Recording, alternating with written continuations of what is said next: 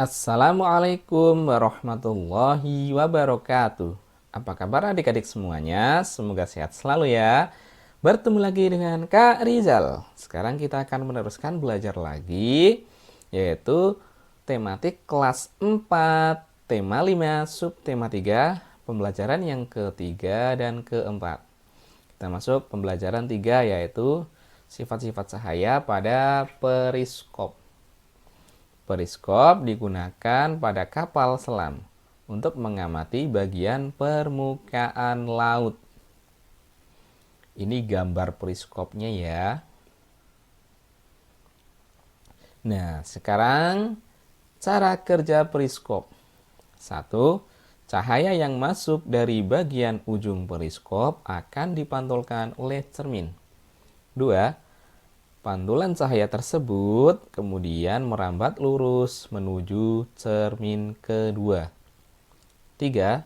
Saat mengenai cermin kedua, cahaya kembali dipantulkan. 4. Pantulan cahaya dari cermin kedua akan mengarah ke mata, sehingga kita dapat melihat keadaan di atas periskop. Itulah cara-cara kerja periskop. Perhatikan gambar periskop berikut. Prosesnya di sini cahaya masuk, kemudian masuk pada cermin pertama.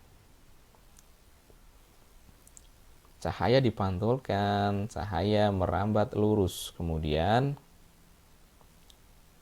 cahaya diterima oleh mata.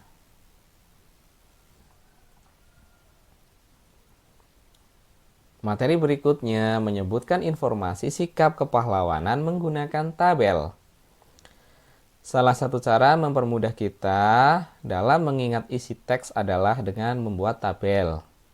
Informasi sikap kepahlawanan tokoh juga dapat kamu buat dalam bentuk tabel. Hal-hal penting yang dapat kita tuliskan antara lain latar belakang dan sikap kepahlawanan yang patut diteladani. Ayo bacalah teks tentang kisah pahlawan cilik sukarela bantu cegah demam berdarah. Temukan informasi dan sikap kepahlawanan yang dapat kita teladani dari teks tersebut ya. Silakan dibuka teksnya pada buku pena.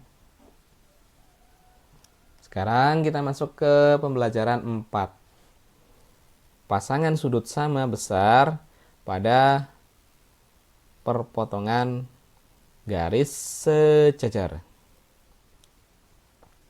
Ya.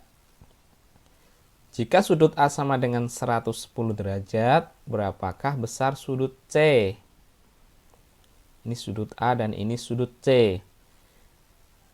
Adik-adik semua pasti masih ingat pada materi sebelumnya. Jika sudut A dan sudut C saling bertolak belakang, maka sudut A sama dengan sudut C. Maka besarnya juga sama, 110 derajat untuk sudut A dan 110 derajat untuk sudut C. Berikutnya, sikap yang sesuai dengan nilai-nilai Pancasila. Sikap-sikap yang sesuai dengan nilai Pancasila. Sila pertama, taat menjalankan ibadah. Menghormati hak-hak umat beragama lain dalam beribadah. Sila kedua, memiliki rasa tenggang rasa.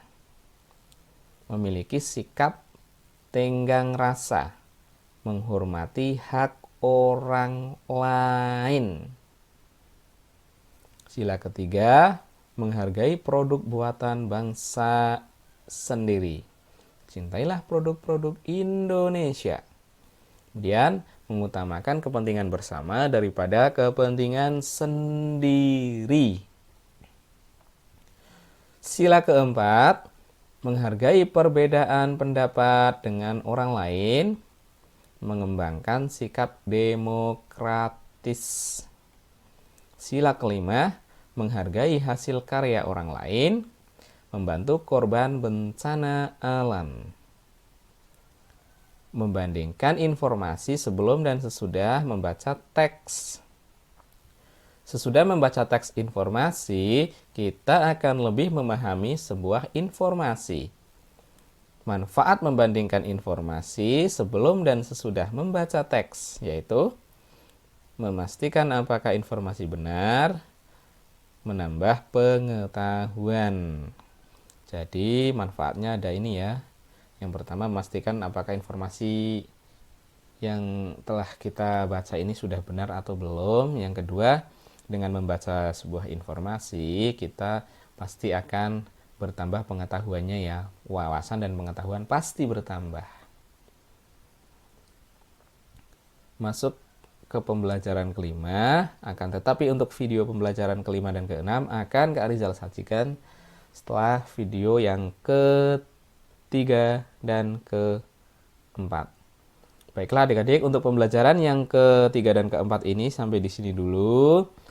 Kalau ada hal yang kurang paham bisa ditanyakan, silakan. Kurang lebihnya Kak Rizal mohon maaf. Semoga video ini bermanfaat. Wassalamualaikum warahmatullahi wabarakatuh.